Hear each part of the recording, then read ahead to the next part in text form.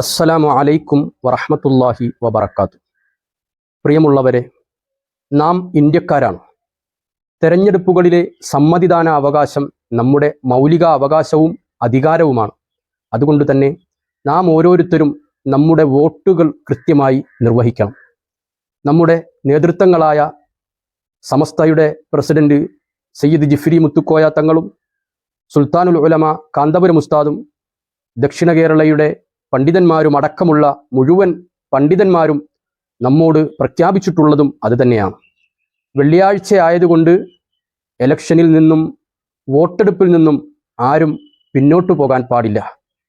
പണ്ഡിതന്മാരിൽപ്പെട്ട ചില ഉസ്താദുമാരുടെ വാക്കുകൾ നമുക്ക് കേൾക്കാം. അപ്പൊ വെള്ളിയാഴ്ച ജുമുഅ നഷ്ടപ്പെടുത്തരുത്. ജുമുഅ നഷ്ടപ്പെടുത്താതെ എല്ലാ വോട്ടുള്ളവരും വോട്ട് ചെയ്യണം.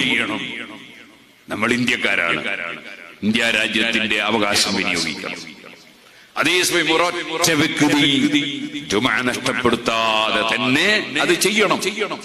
അതിന് ചെറിയ ക്രമീകരണങ്ങൾ തൊട്ടടുത്തുള്ള മഹല്ലുകൾ തമ്മിലൊക്കെ വേണമെങ്കിൽ നടത്താമല്ലോ. ഏതായാലും ജുമുഅ നിസ്കരിക്കാതെ ആയി പോകരുത്. നമ്മൾ നിസ്കാരത്തിന് വലിയ വില കൽപ്പിക്കണം. നിസ്കാരം അത് അല്ലാഹുവും നമ്മളും തമ്മിലുള്ള സംഭാഷണമാണ്. അത് മറ്റുള്ള ഇബാദത്ത് പോലെ അല്ല. ഇലക്ഷൻ എല്ലാവർക്കും അറിയാം. നമ്മളെല്ലാവരും വളരെ ബോധവാന്മാരാണ്. ഒറ്റ കാര്യമേ പറയാനുള്ളൂ, ഒരു കാരണവശാലും വോട്ട് പാഴാക്കരുത്. ഇത്തവണത്തെ ഇന്ത്യയുടെ ഇലക്ഷന്റെ ചെലവ് എത്രയാണെന്ന് നിങ്ങൾ ശ്രദ്ധിച്ചോ, വായിച്ചോ?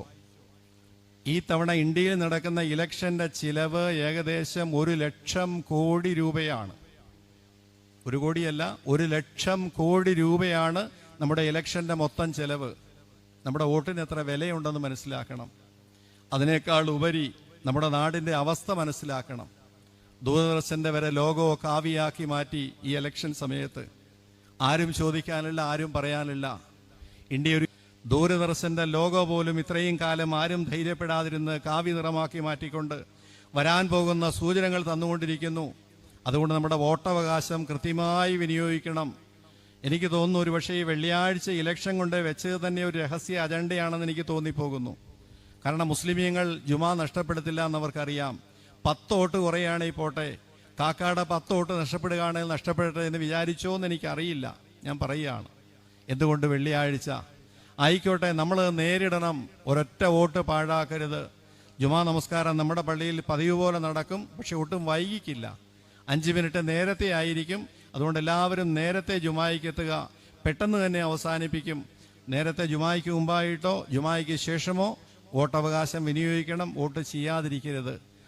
ആരാണ് ഇവിടെ ഭരണഘടന സംരക്ഷിക്കുന്നവർ? അവർക്ക് നിങ്ങൾ എല്ലാ പിന്തുണയും നൽകണം. ഇവിടെ സമൂഹത്തിൻ്റെ ന്യൂനപക്ഷങ്ങളെ ചിന്നിച്ചിതറി ആദ്യ ഭിന്നിപ്പുണ്ടാക്കുന്നവർക്കല്ല, ന്യൂനപക്ഷങ്ങൾക്ക് ഐക്യവും സമാധാനവും നൽകുന്ന കക്ഷികൾക്ക് നിങ്ങളുടെ വോട്ടവകാശം നിങ്ങൾ രേഖപ്പെടുത്തണം എന്നുണർത്തുകയാണ്. അതുകൊണ്ട് പ്രിയപ്പെട്ട സഹോദരങ്ങളെ, വെള്ളിയാഴ്ച ദിവസമായതുകൊണ്ട്, ജുമുഅ ദിവസമായതുകൊണ്ട് ഇലക്ഷനിൽ വോട്ട് ചെയ്യുന്നില്ല എന്ന നിലപാട് നാം ആരും എടുക്കാൻ പാടില്ല. വെള്ളിയാഴ്ച ദിവസം സുബഹി നിസ്കാരം കഴിഞ്ഞാൽ ളുഹർ വരെ നമുക്ക് സമയമുണ്ട്. ഇനി ഉച്ചയ്ക്ക് മുമ്പ് വോട്ട് ചെയ്യാൻ ബുദ്ധിമുട്ടുള്ള ആളുകൾ ജുമുഅയ്ക്ക് പോകുമ്പോൾ ഭക്ഷണം കഴിച്ചിട്ട് പോയാൽ നിസ്കാരം കഴിഞ്ഞ ഉടനെ നമുക്ക് പോയി വോട്ട് ചെയ്യാം.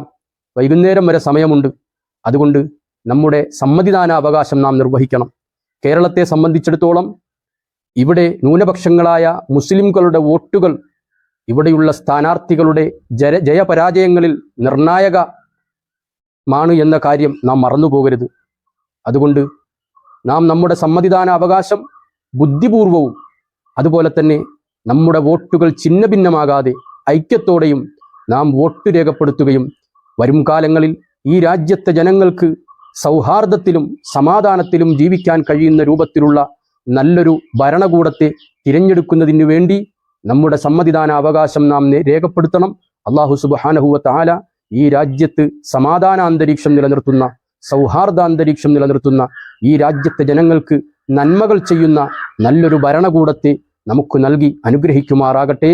അസ്സലാമു അലൈക്കും വറഹ്മത്തുള്ളാഹി വബറകാതുഹു.